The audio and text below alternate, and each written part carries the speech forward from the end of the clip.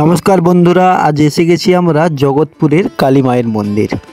এই যে মন্দিরের থিমটি বানানো হয়েছে দিল্লির অক্ষয়ধামকে লক্ষ্য করে, তাই সুন্দর একটা থিম এবং সুন্দর একটা পরিবেশের মধ্য থেকে আজ আপনাদের নিয়ে চলে এসেছি।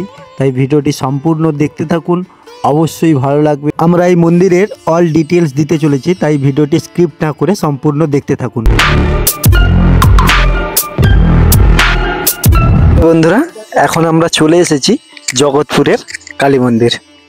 এটা আসতে গেলে আপনার দিকে মহিষাদল যে বাস স্ট্যান্ড আছে ওখান থেকে আর কিছুটা এলেই দাড়িবেড়ে থেকে কিছুটা ঢুকলে মানে 1 কিলোমিটার ওইরকম ঢুকলে আপনারা মন্দিরের কাছে এসে পৌঁছে যাবেন।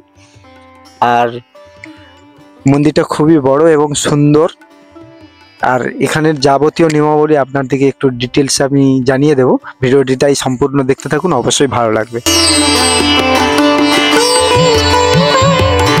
মন্দিরে প্রবেশ করলেই প্রথমে লক্ষ্য পড়বে নন্দী মহারাজ।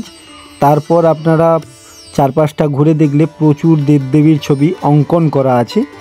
আর এখান থেকে মূলত সব কিছুটা পাওয়া যাবে পুজো দেওয়ার জন্য। এটা মন্দিরের সামনেই অবস্থিত।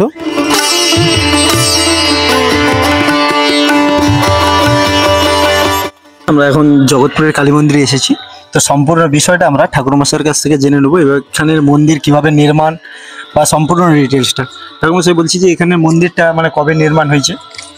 আজকে 8 থেকে 10 বছরের মধ্যে মন্দিরটা নির্মাণ হয়েছে, কিন্তু মায়ের পুজো প্রায় 200 বছরের কাছাকাছি।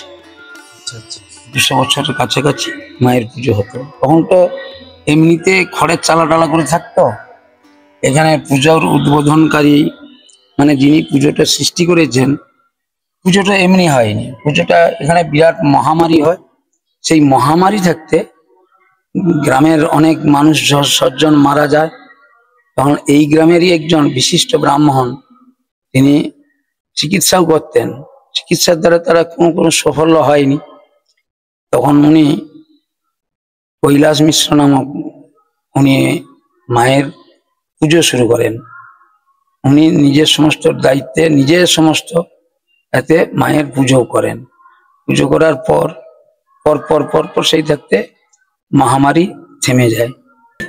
বছরান্তে একদিন, সেটা হচ্ছে নৃসিংহ চতুর্দশীতে, বুদ্ধ পূর্ণিমার আগের দিন মায়ের বিশেষভাবে পুজো হয়। আর লক্ষাধিক লোকের মতো ভক্ত সমাবেশ হয়।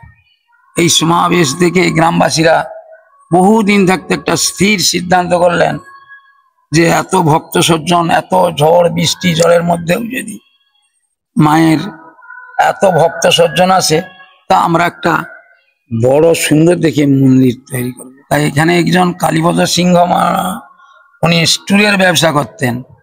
সেই স্টুলের ব্যবসা উনি দিল্লির অক্ষয়ধাম তার গেটের একটা পরিস্থিতি নিয়ে এখানে বড় বড় ইঞ্জিনিয়ার দিকে নিয়ে এই মন্দিরের একটা সুপরিকল্পনা করে থাকে। তারপর মন্দিরটা দীর্ঘদিন ধরে হয়ে আসছে। গত 25শে বৈশাখ আমাদের এই মন্দির স্থাপনা হয়। এখনো মন্দিরের অনেক কিছু কার্যকারী বাকি রয়েছে। মায়ের ভোগ হয়, আমিষ ভোগ হয় আর নিরামিষও। আমাদের সোমবার মহাদেব থাকার জন্যে প্রতি সোমবার নিরামিষই ভোগ হয়। আর প্রত্যেক সপ্তাহের কয়েকদিন আমিষ ভোগ হয়ে থাকে। এখানে বলি হয়। প্রত্যেক দিন 7টাতে মন্দির খোলা হয় আর 1টাতে মন্দির বন্ধ হয়। বিকালে 4টার সময় মন্দির খোলা হয়, আবার 8:30টায় রাত্রিতে মন্দির বন্ধ হয়। এইভাবেই চলে আসছে। আর প্রসাদ যদি কেউ খেতে যায়, মানে প্রসাদের কোনো ব্যবস্থা আছে নাকি? এখানে প্রসাদ যদি ভক্তরা কেউ খেতে চায় তাদের জন্য ব্যবস্থা রয়েছে। যেদিনকার প্রসাদ খাবেন 8টার মধ্যে অল্প কিছু, ওই 5-7 জন যদি হয় তাহলে ওই দিনে যোগাযোগ করলেই হবে। টোকন কাটতে হবে। টোকনের মূল্যের হার হচ্ছে 110 টাকা। আর যেটা নিরামিষ প্রসাদ সেটা হচ্ছে 70 টাকা। আর বেশি যদি লোকজন হয় তাহলে পূর্বদিন এসে এখানে টোকন কেটে সব ঠিকঠাক করে যেতে হবে। আচ্ছা আচ্ছা। আর এখানে যে মানে প্রধান পূজাটা কবে হয়? বৈশাখ মাসের শেষ কিংবা জ্যৈষ্ঠ মাসের প্রথমে, নৃসিংহ চতুর্দশী।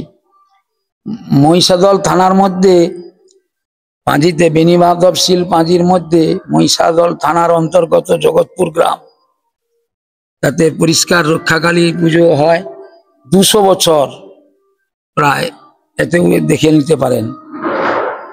আচ্ছা আচ্ছা, ঠিক আছে। আমরা সম্পূর্ণটা ঠাকুরমশাইয়ের কাছ থেকে জেনে নিলাম। তো ভিডিওটা ভালো লাগলে অবশ্যই লাইক, কমেন্ট, শেয়ার ও সাবস্ক্রাইব করতে ভুলবেন না। আমাদের এই ভিডিওটি যদি আপনাদের ভালো লেগে থাকে অবশ্যই চ্যানেলটিকে সাবস্ক্রাইব ও লাইক, কমেন্ট, শেয়ার করতে ভুলবেন না।